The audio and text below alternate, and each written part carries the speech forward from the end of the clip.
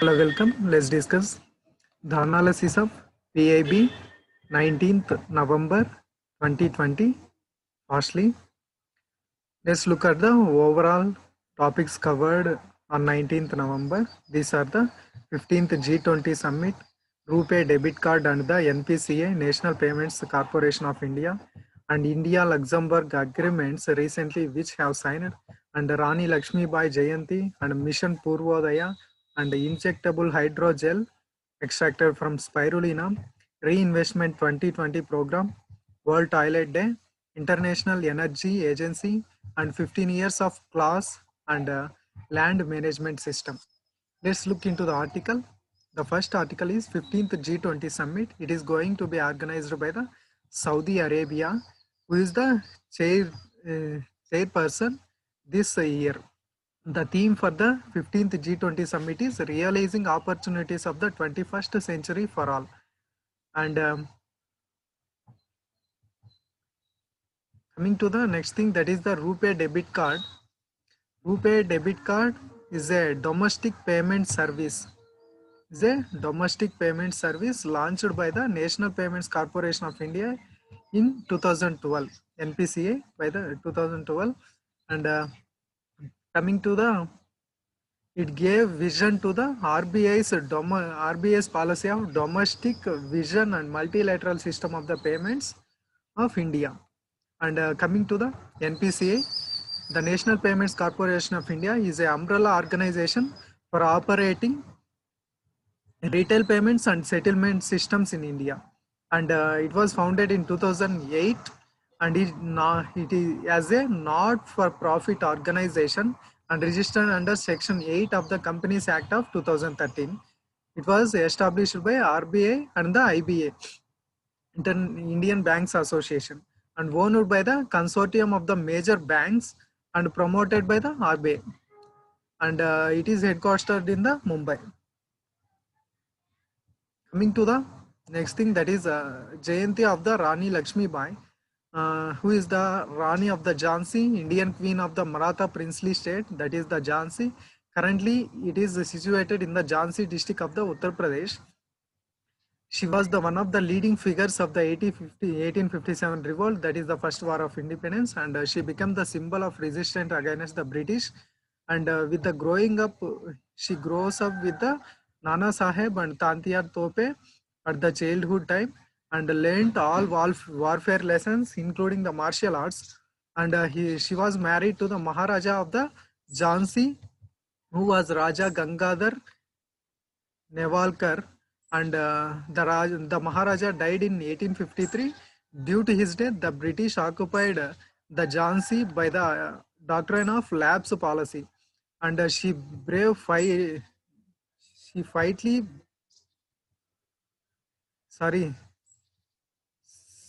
fight bravely to save the annexation against Sir Hugros, who is the British member then, and she died in the June 17, 1858, and she was the first Indian Naval Army,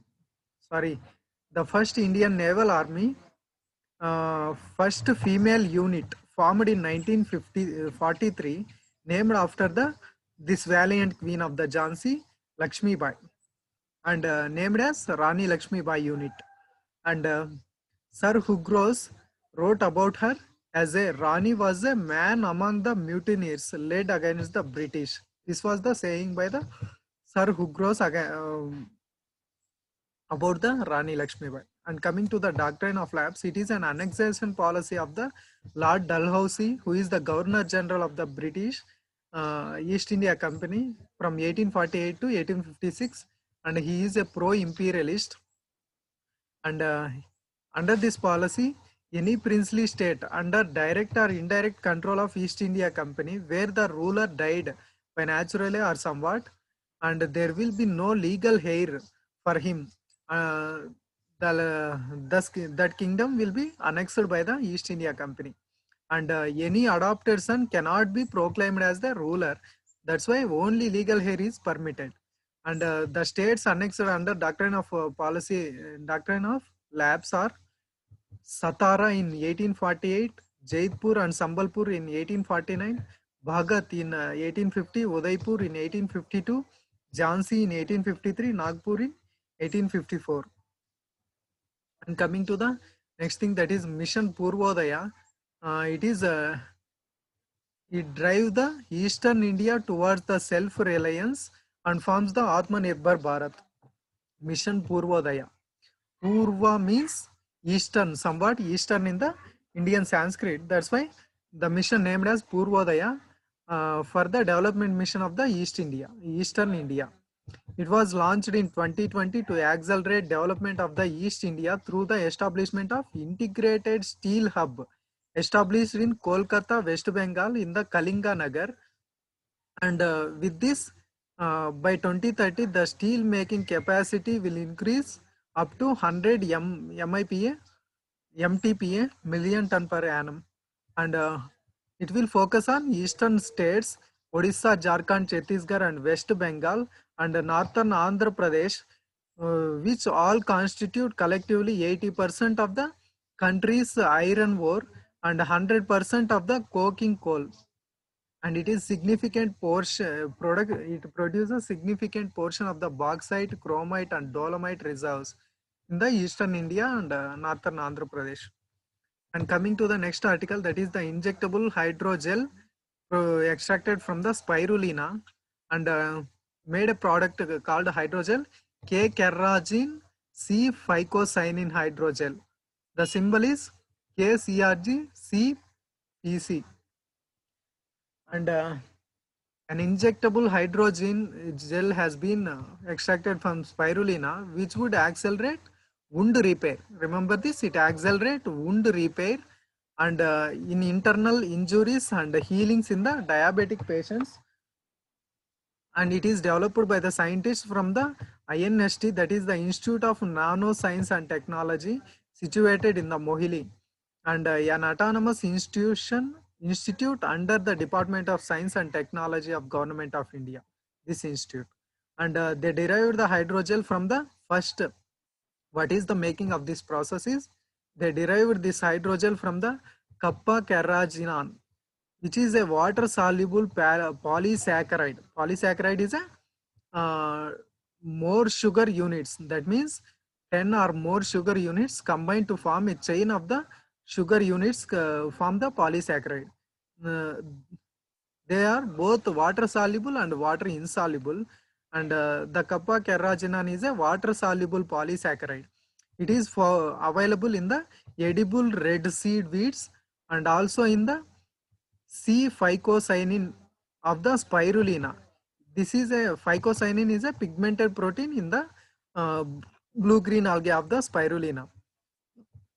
And this hydrogel is finally formed by the cross-linking of the K-carrageenan monomers extracted from the C-phycocyanin and K-carrageen monomers, kappa carrageen monomers, and along with the C-phycocyanin. These two combine by interlinking this, it formed the hydrogel and thus provide interconnected network of the porous material with hydrophilic surfaces that thus attracts the water and mechanical stiffnesses. And thus this porosity formed during this hydrogel can allows the nutrient transportation along the membrane. Thus it wounds the manages the wounds as well as supports the transport of the materials. And coming to the spirulina, a blue-green algae or a cyanobacteria grows in both salt water and the fresh water, used as a dietary supplement or whole food by the space travelers and different nutrient purposes. It is having the properties of antibacterial, antifungal and anti-aging characters, also helps in fighting the cancers. Thus great nutritional importance. And next thing is the Reinvest 2020. This is a renewable energy investors meet and expo. It is the third global summit of the Reinvest 2020 organized by the MNRE, that is the Ministry of New and Renewable Energy under the Government of India. It will be held between 26th to 28th November virtually. This year theme is Innovation for Sustainable Energy Transmission. Sustainable Energy Transmission. The features include renewable and future energy choices, and the exhibition of the also it provides the exhibition of the manufacturers, developers, investors and the innovators regarding their choices. It is expected to be attended by the 75 international ministerial delegates and 1,000 global industry leaders along with the 50,000 delegates. And coming to the scheme PM Kusum. Kusum stands for Kisan Urja Suraksha Evam Uttam Mahabhiyan. Scheme launched by the Ministry of New and Renewable Energy. It supports the installation of the off-grid solar pumps. What is all about? It supports the installation of the off-grid solar pumps in rural areas, thereby reducing dependence on the grid and in-grid connected areas. By including the off-grid solar pumps, it will reduce the dependence on the electricity or conventional energy based grid systems, and it entails the setting up of 25,750 megavolts of solar capacity by the 2022 with financial aid from the center 34,422 crores. It is a centrally sector scheme, not a sponsored scheme. That's why whole amount will be given by the center. And coming to the next thing, that is the World Toilet Day.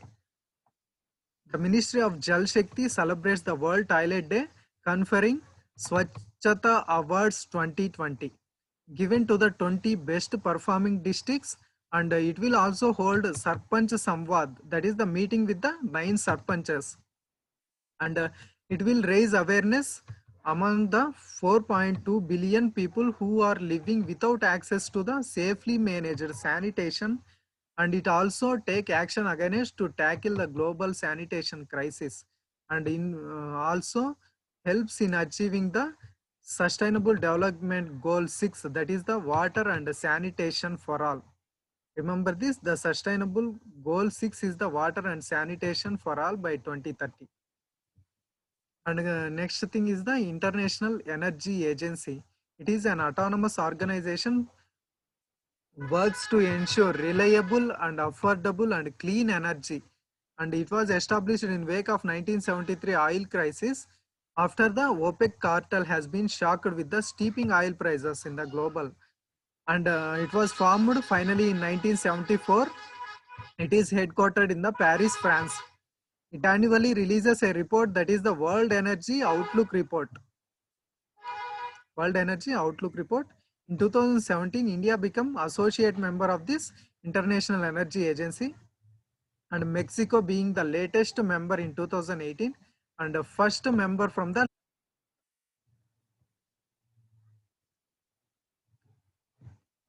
And coming to the next thing, that is the 15 years of the class.